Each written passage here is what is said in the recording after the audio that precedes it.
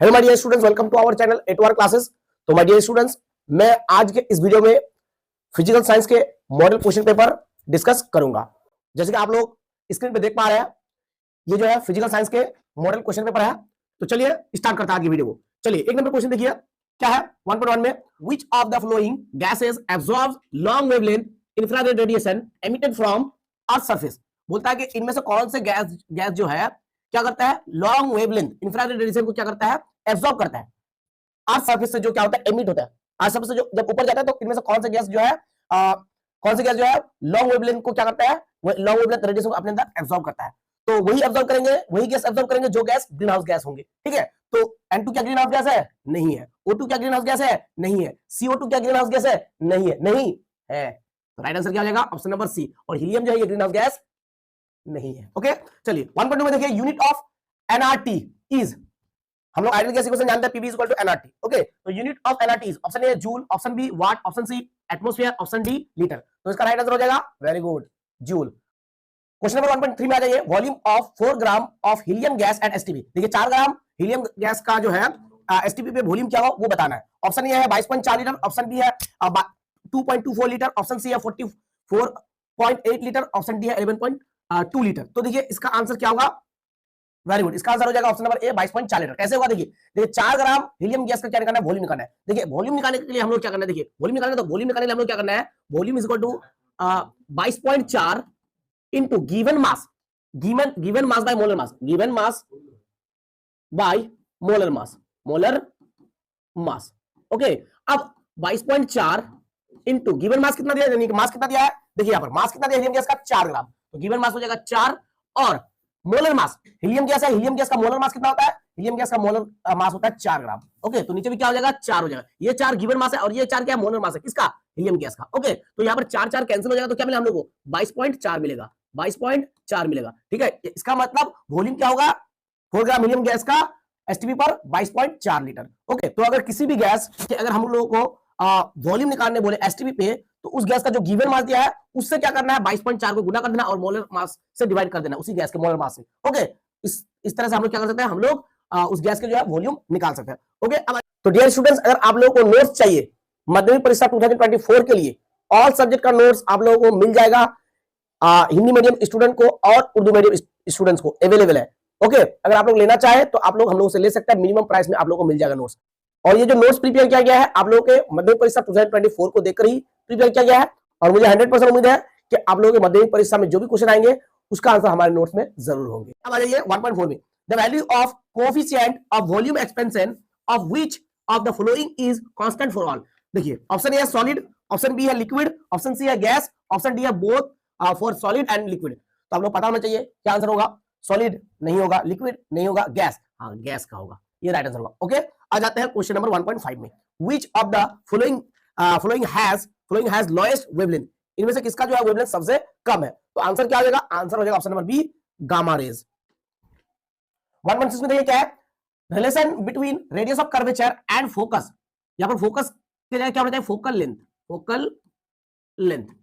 Okay, तो relation between radius of curvature and focal length of a curve mirror is, option A f is equal to r, option B f is equal to r/2, option C f is equal to 2r/3, option D f is equal to 3r/2। तो इसका right answer क्या आ जाएगा, बोलिए? इसका right answer हो जाएगा option number B. Okay, बहुत ही important relation है, ये क्वेश्चन जो है बार बार रिपीट हो रहा है, आप लोगों के मध्य परीक्षा में ये क्वेश्चन आ सकता है। तो देखिए आप लोग शायद याद रखें इस तरह से, r is equal to 2f, r is equal to 2f, इस तरह से आप शायद याद रखें, r is equal to 2f। तो देखिए अगर हम लोग और करें तो ये 2 कहाँ आ जाएगा, r के नीचे आ जाएगा, तो हम लोग लिख सकते हैं r/2 is equal to f। तो यहाँ पर देखिए, यहाँ पर क्या है, f हमारा लेफ्ट हैंड साइड में है, और r/2 क्या है, राइट हैंड साइड में है। तो इसको हम लोग ऐसे भी तो लिख सकते हैं ना, r/2 is equal to f है, तो f is equal to r/2 भी लिख सकते हैं। तो ये ऑप्शन क्या होगा, हमारा राइट होगा। ओके, आ जाइए अब जो है क्वेश्चन नंबर 1.7 में, characteristic of the material of fuse wire. देखिए फ्यूज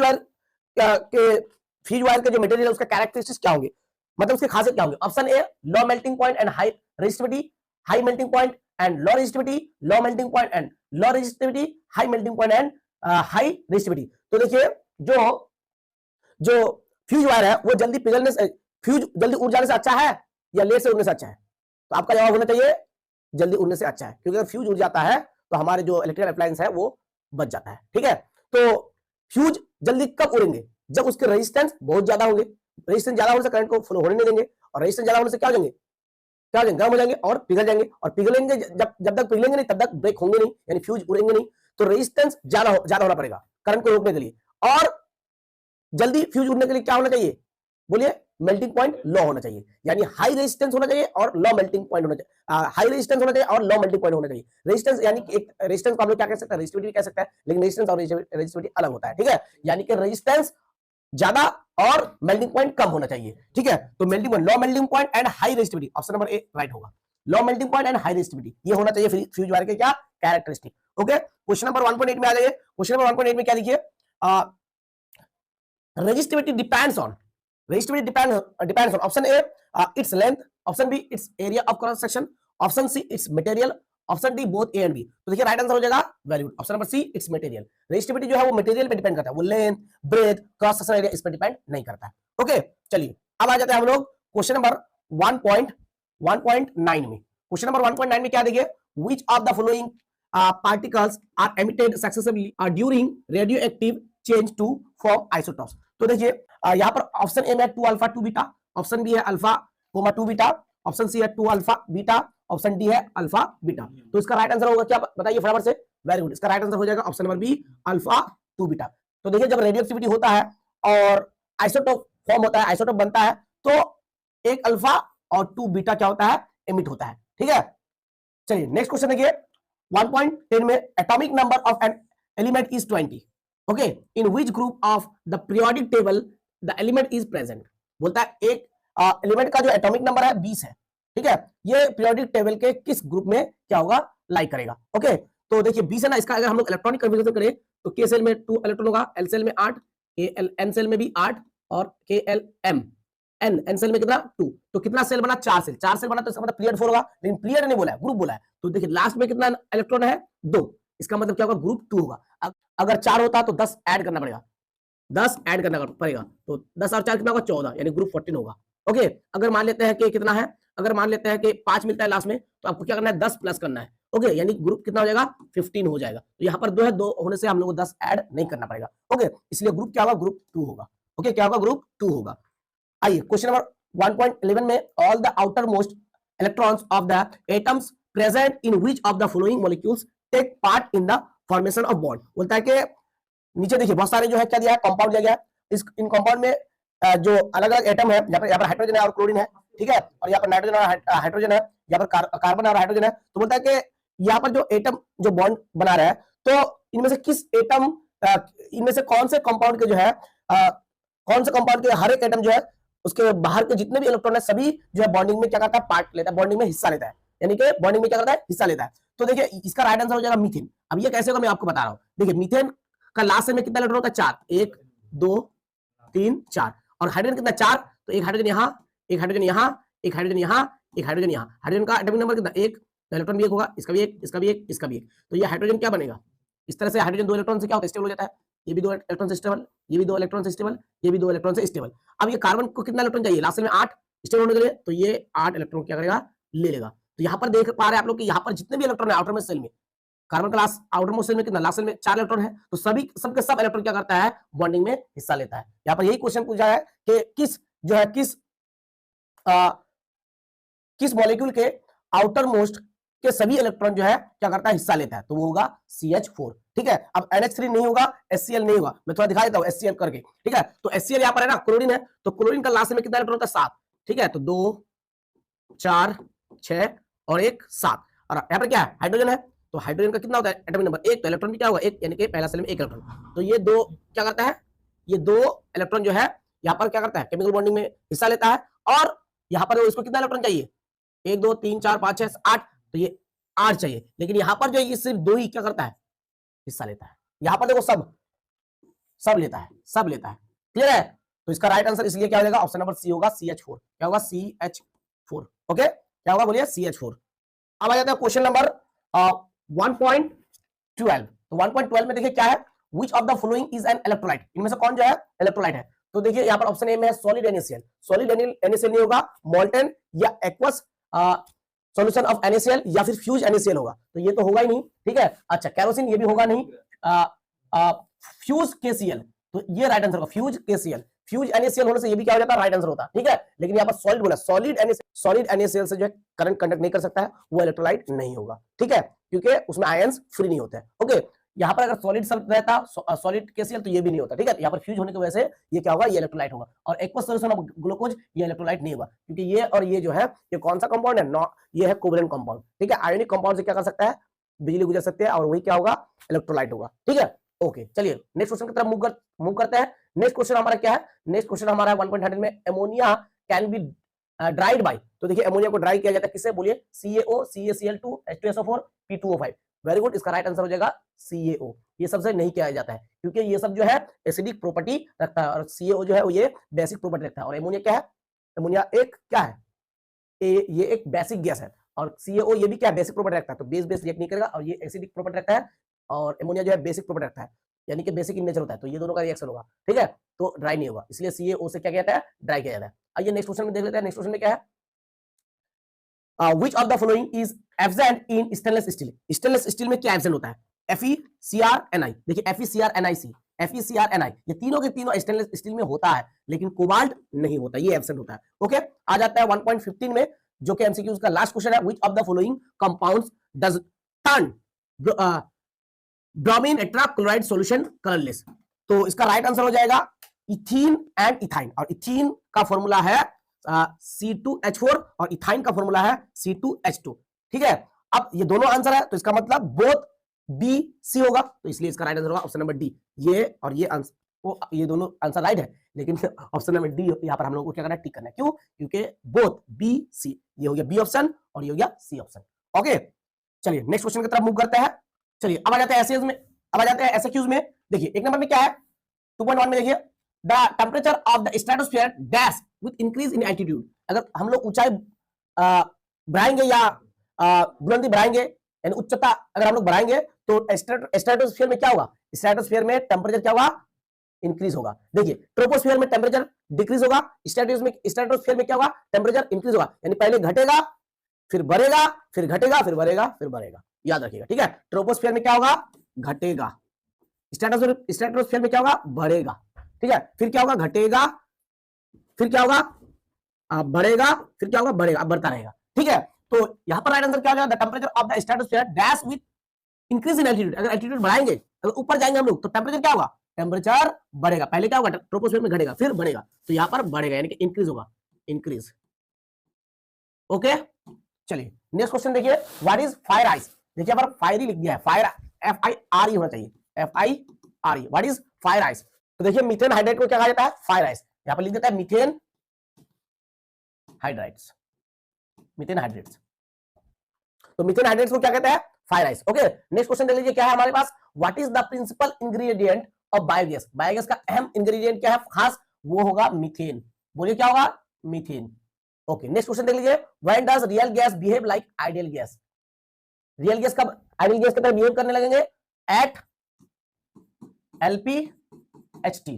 LPHT का मतलब क्या, low pressure high temperature, low pressure and high temperature, low pressure पे और हाई टेम्परेचर पे क्या हो जाएगा, रियल गैस आइडियल गैस की तरह बिहेव करने लगेगा। आ जाइए 2.4 में क्या है, which quantity does remain constant in both the cases of Boyle's law and Charles law। Boyle's law और Charles law दोनों केस में कौन सा क्वांटिटी क्या होता है, कांस्टेंट होता है। तो आंसर क्या होगा, मास, आंसर क्या होगा, मास, मास दोनों में ही क्या कांस्टेंट है। अगर पूछा जाए बॉयल्स लॉ में क्या क्या कांस्टेंट है, तो देखिए बॉयल्स लॉ में मास एंड टेम्परेचर है। बॉयल का मतलब क्या, उबालना, यानी टेम्परेचर ही उबाल सकता है, तो बॉयल्स लॉ में टेम्परेचर कांस्टेंट है और मास तो कांस्टेंट ही है, मास दोनों में है, बॉयल्स लॉ में भी है, चार्ल्स लॉ में भी है, ठीक है, इस तरह से आप याद रख सकते हैं। तो बॉयल्स लॉ में टेम्परेचर एंड मास ये दोनों कांस्टेंट है, चार्ल्स लॉ में प्रेशर एंड मास कांस्टेंट है। ओके, चलिए नेक्स्ट क्वेश्चन की तरफ मूव करते हैं। नेक्स्ट क्वेश्चन हमारा क्या है, नेक्स्ट क्वेश्चन हमारा है, right the relation between coefficient of apparent expansion and real expansion of a liquid. तो देखिए रियल अपैरेंट एक्सपेंशन और रियल एक्सपेंशन के बीच में क्या लिखना है, रिलेशन लिखना है, तो हम लोग उसको गामा से डिनोट करते हैं, real expansion is equal to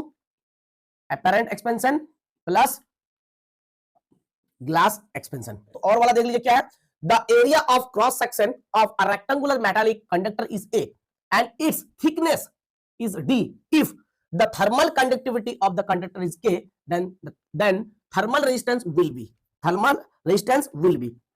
तो देखिए यहां पर जो है D क्या है, थिकनेस है, और A क्या, क्रॉस सेक्शन एरिया यानी कि क्रॉस सेक्शनल एरिया है, और के क्या है, थर्मल कंडक्टिविटी है। तो हमको क्या निकालना है, थर्मल रेजिस्टेंस निकालना है। थर्मल रेजिस्टेंस निकालने के लिए क्या करना है, थिकनेस को डिवाइड कर देना है क्रॉस सेक्शनल एरिया और थर्मल कंडक्टिविटी के प्रोडक्ट से, यानी हमारा इसका आंसर हो जाएगा डी अपन के इंटू ए, ये आंसर होगा। ठीक है, चलिए नेक्स्ट क्वेश्चन देख लीजिए, आ जाइए। Under what condition Snell's law is not applicable, तो ये होगा नॉर्मल इंसिडेंस, नॉर्मल इंसिडेंस। अगर नॉर्मल इंसिडेंस होंगे, अगर नॉर्मल इंसिडेंस करेंगे तो स्नेल्स लॉ क्या करेंगे, एप्लीकेबल नहीं होंगे। ओके, आ जाते हैं नेक्स्ट क्वेश्चन में 2.7 में, which type of curve mirror is used by dentist for examination of teeth. बहुत इजी क्वेश्चन है, बोलिए कौन सा मिरर होगा, वेरी गुड, आंसर हो जाएगा concave mirror, concave mirror. Clear, चलिए नेक्स्ट क्वेश्चन देख लीजिए। नेक्स्ट क्वेश्चन है 2.8 में, which type of energy is transform to electrical energy in dynamo. तो इसका आंसर क्या हो जाएगा, मैकेनिकल एनर्जी। डायनामो में मैकेनिकल एनर्जी इलेक्ट्रिकल एनर्जी में क्या होता है, ट्रांसफॉर्म होता है। ठीक है, तो आंसर हो जाएगा mechanical energy, mechanical energy. Clear, चलिए नेक्स्ट क्वेश्चन देख लीजिए। नेक्स्ट क्वेश्चन हमारा क्या है 2.9 में, if direction of both current and magnetic field in Barlow's wheel is reverse, the wheel will rotate in opposite direction, true और फॉल्स। देखिए true false है, अब ये नहीं कि सबके सब बताना है कि कौन ट्रू है कौन फॉल्स है, सिर्फ ये इसी क्वेश्चन में ट्रू फॉल्स है। ठीक है, बोलता है अगर मैग्नेटिक फील्ड और डायरेक्शन करंट के दोनों ही चेंज कर दिया जाए बार्लोज व्हील में, तो बार्लोज जो व्हील है वो जो पहले घूम रहे थे, क्या वो घूमना रिवर्स हो जाएगा, क्या वो उल्टा घूमने लगेगा अगर मैग्नेटिक फील्ड और करंट के डायरेक्शन को दोनों को अगर चेंज कर दे, तो नहीं। चक्का जैसे घूम रहा था बार्लोज व्हील वैसे ही क्या करेगा, घूमेगा, रिवर्स नहीं होगा, उल्टा नहीं घूमेगा। ओके, तो ये यहाँ पर बोला कि रिवर्स हो जाएगा, मैग्नेटिक फील्ड और करंट के डायरेक्शन को अगर चेंज कर देंगे तो बार्लोज व्हील के जो घूमने का जो पहले जिस तरह से घूम रहे थे वो क्या हो जाएंगे, रिवर्स हो जाएंगे। यहाँ पर बोला है तो रिवर्स नहीं होंगे, जैसे घूमते थे वैसे ही घूमेंगे। ये क्या हो जाएगा, ये हो जाएगा फॉल्स। क्या हो जाएगा, फॉल्स, यानी फॉल्स। ओके, अगर हम लोग सिर्फ मैग्नेटिक फील्ड का डायरेक्शन बदलेंगे तो बार्लोज व्हील क्या हो जाएंगे, रिवर्स हो जाएंगे, यानी रिवर्स घूमना शुरू कर देंगे। अगर करंट का डायरेक्शन चेंज करेंगे तो भी रिवर्स घूमना शुरू कर देंगे।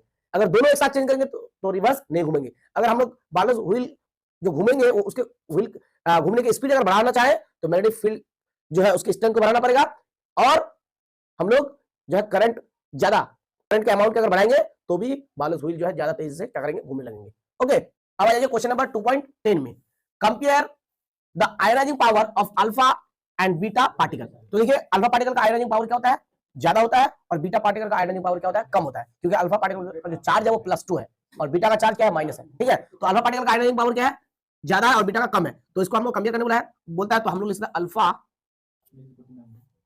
Alpha greater than beta. Okay, चलिए नेक्स्ट क्वेश्चन देखिए। नेक्स्ट क्वेश्चन हमारा क्या है, what is the effect of temperature and pressure on radio activity. तो देखिए रेडियो एक्टिविटी पर टेम्परेचर और प्रेशर का कोई भी इफेक्ट नहीं पड़ेगा। ठीक है, तो यहां पर हम लोग सिर्फ नो कर देते हैं। ठीक है, 2.11 में देखिए, match the left column with the right column. देखिए यहां पर डायरेक्ट कितना मार्क्स मिलेगा, 4 मार्क्स, अगर ये कॉलम आपका लेफ्ट कॉलम को अगर राइट कॉलम से मैच करता है राइट हो जाएगा। ठीक है, तो 2.11.1 में देखिए क्या है, reductant in the thermite process. तो थर्माइट प्रोसेस में रिडक्टेंट क्या हो जाएगा, हमारा एल्यूमिनियम हो जाएगा। ठीक है, अच्छा, metal use for galvanisation of iron, galvanisation के लिए जिंक। ओके, लैंथेनाइड्स एलिमेंट वो हो जाएगा हमारा सीसियम।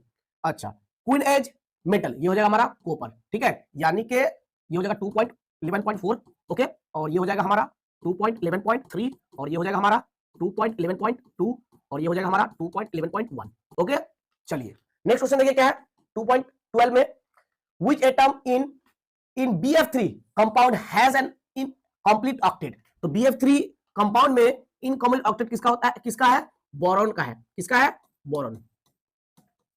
इसका स्ट्रक्चर कुछ इस तरह का होता है।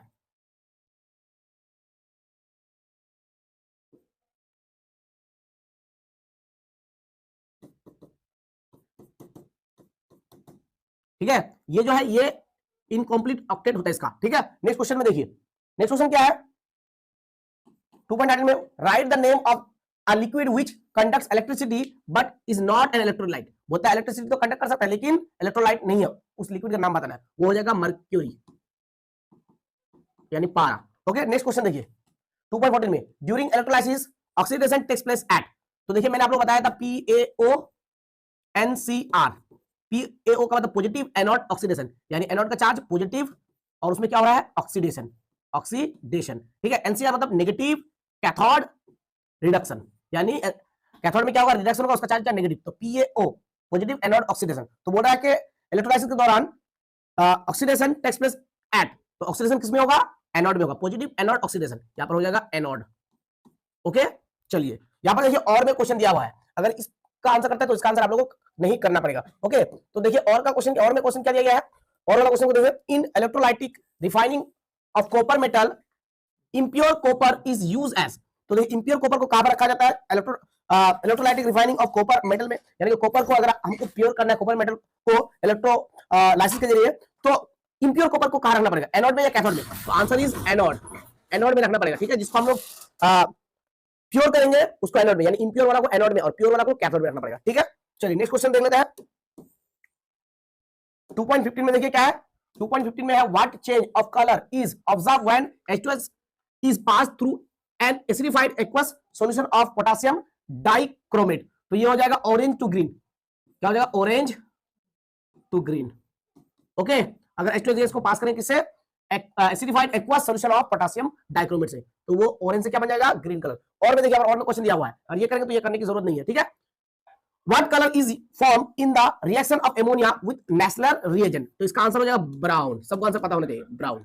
ओके, नेशनल रिएजेंट के साथ अगर एमोनिया को रिएक्ट करेंगे तो किस कलर, कौन सा कलर मिलेगा हम लोग को, ब्राउन कलर का। अब यहां पर देखिए 2.16 में NH3 + O2 ये रिएक्ट करता है, इसका रिएक्शन हो रहा है 750 डिग्री सेल्सियस पर 7 atm पे, और जो यहाँ पर जो कैटलिस्ट है वो प्लैटिनम है, ठीक है। यहाँ पर देखिए X है यहाँ पर और प्लस H2O है, आइडेंटिफाई X, तो X क्या होगा, यहाँ पर जो X है की वैल्यू हम लोग को निकालना है, ये आइडेंटिफाई करना है, तो यहाँ पर होगा NO, क्या होगा, NO, क्या होगा बोलिए, NO, नाइट्रिक ऑक्साइड। ओके, 2.17 में देखिए, write down the structural formula of an isomer CH3OCH3, तो देखिए इसका हो जाएगा आइसोमर एक C2H5OH, ठीक है, C2H5OH। आइसोमर क्या होता है, जिसका मॉलिक्यूलर फॉर्मूला सेम होता है लेकिन स्ट्रक्चरल फॉर्मूला क्या होता है, डिफरेंस होता है, ठीक है। देखिए कार्बन 1 है, 2 है, कार्बन 2 है, हाइड्रोजन 3 3 3 6, हाइड्रोजन 5 5 और 1 6, ऑक्सीजन 1 ऑक्सीजन 1, तो मॉलिक्यूलर फॉर्मूला सेम और स्ट्रक्चरल फॉर्मूला क्या होगा, डिफरेंस होगा, ठीक है। ये जो है ये डाई मिथाइल ईथर है और ये क्या है, ये है एथेनॉल। ओके, नेक्स्ट क्वेश्चन देखिए 2.18 में, what is the name and formula of the monomer PVC, PVC का मोनोमर क्या है और उसका फॉर्मूला भी लेना है, तो वो होगा विनाइल क्लोराइड।